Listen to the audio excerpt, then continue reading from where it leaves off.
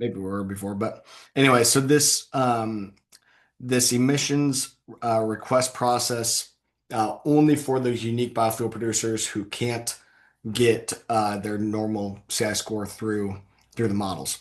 So what you'll see in our comment is number one saying, don't forget about the farmers. Don't forget about the feedstock that's going into these biofuels as it contributes 50% of the emissions, but has an opportunity to help drastically decrease the CI score. So make sure you factor in the feedstock and just do that by giving us a feedstock carbon intensity calculator. So that's like the CI score that we calculate for farmers using our topsoil tool.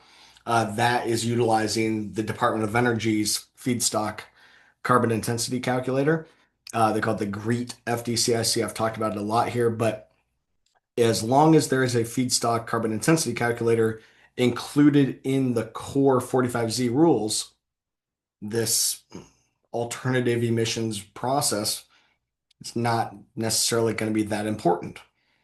But what we say in our comment is give us a feedstock carbon intensity calculator. If you don't give us one, then here's what utilizing the feed study and this alternative process could look like. And we put together snippets of the feed study that I developed. We know exactly what these feed studies look like. We know exactly how to help farmers gather their agronomic data, score their CI score field by field, get that through a third party audit and verification, track that data through the supply chain. We have all of that done. All of it's ready to go. And what I did is I culminated it within a feed study, which stands for front end engineering design. It's the document that the Department of Energy is talking about in this um, request for public comment.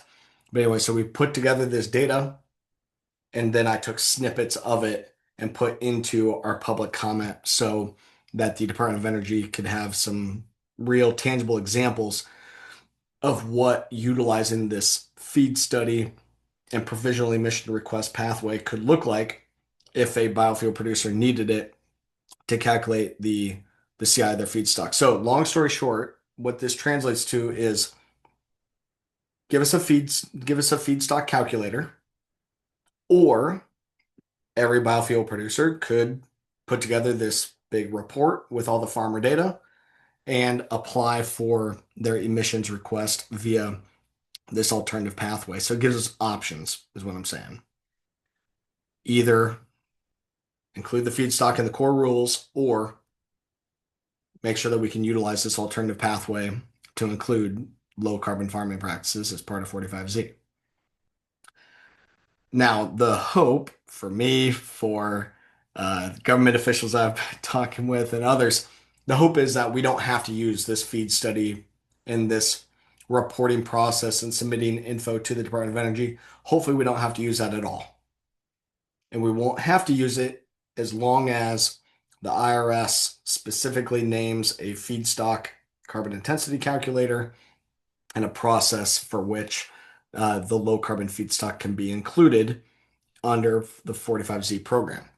Now, I know for certain it is this administration's ambition to have a feedstock carbon intensity calculator included. I know that USDA has been updating theirs. I know that they have been updating their MRV protocol, which was released back in January.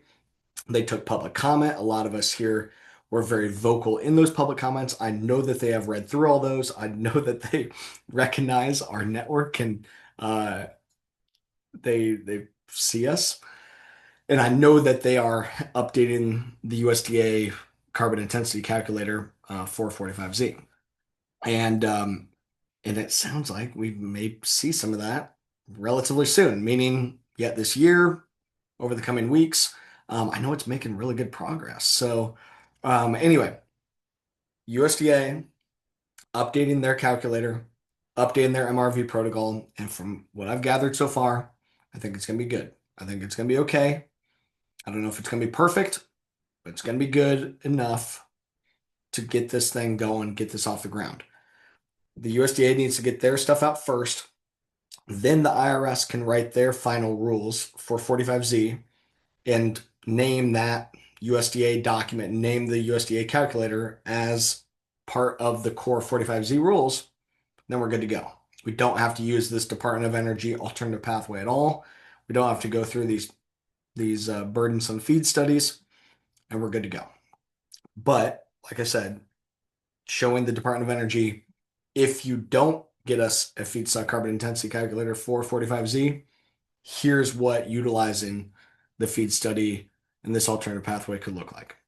Now, in my feed study, and in the data that we present, we use the GREET feedstock carbon intensity calculator, right? Just like we've done for hundreds of millions of bushels. We use the ISO 14064, 14065 audit protocol, which is what's been named in some of the previous similar tax credits and in the draft stuff.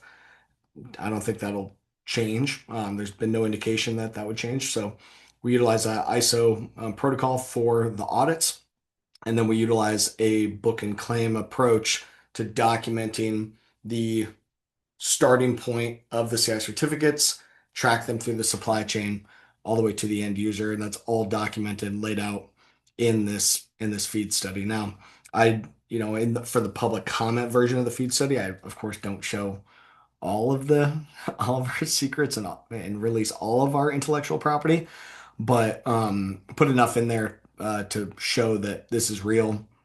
This can be done at scale. This can be done in a very cost-effective manner, and it's ready. It's already built out. We've already proven it. So anyway, we will get the emails out with the link where you can put your own public comment in. And again, I would, as farmers, it's encouraging the administration to include farmers in the 45Z program.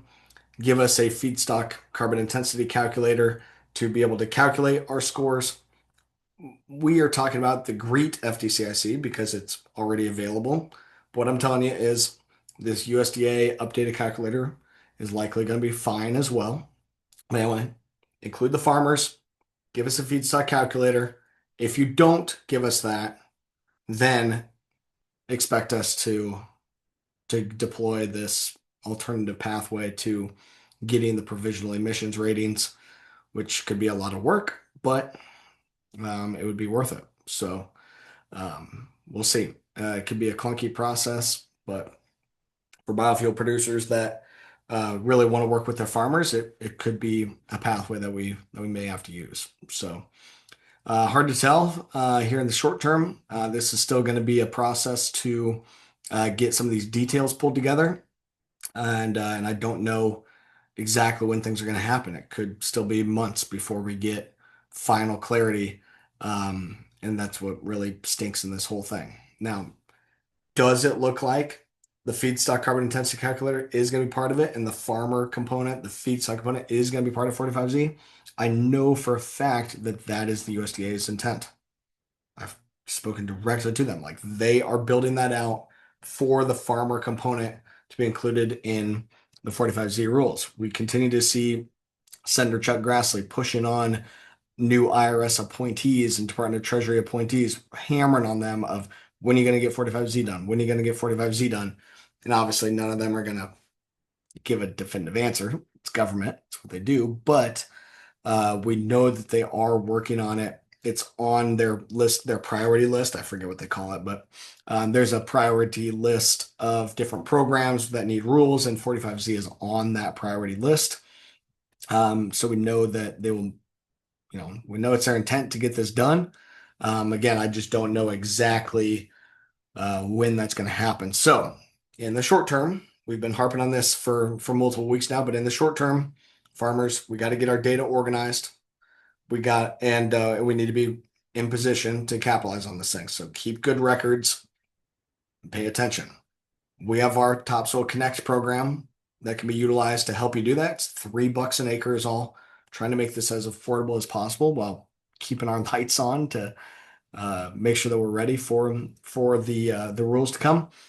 And while gathering all the data for purposes of 45Z through Topsoil Connect, we're also connecting all of our farmers with research and development tax credits and with a partner that does cost share applications and whatnot for you. So as you're utilizing cover crops here this fall or change in fertility or doing whatever experimentation from hybrids or biologicals or whatever new things that you're trying and testing, you can tap into some of these programs and get return on investment, get compensated for the work that you're doing. So we've been connecting farmers with our research and development partner. All of our farmers in Topsoil Connect and CI certification, we connect you with these guys, and they show you what the return on investment could be for utilizing the R&D tax credits. And for every farmer that we have passed along so far, as long as they weren't already doing these credits with somebody else, 100% of the farmers we've passed along are still moving forward to pursue these R&D credits,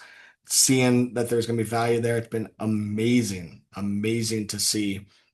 So all of you farmers, as long like as long as you're doing some innovative stuff,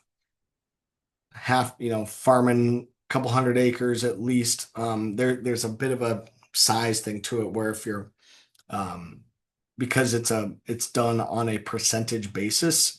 If your expenses are not super high on your farm, may not really be worth it. But especially for farmers that are 500 acres, 1,000 acres or more, it's been amazing to see the success. So happy to chat more on that and get you more info, but we got to have our operations in position to capitalize here and keep waiting for more details to come about. So, um, other than that, I mean, yeah, like I said, it's gather good data, uh, make sure your combine monitors are calibrated and whatnot. Gather good data as you're harvesting. We're going to need to collect all of that data with evidence behind it. So monitor files and whatnot. Make sure that you're recording good data, and be absolutely thinking about plant cover crop here this fall. We are having a webinar specifically about soil health practice adoption here this fall, and practice adoption and cover crops and details of that. We've got our VP of operations, Carolyn King's going to be on talking about the Haney test, talking about fertility management.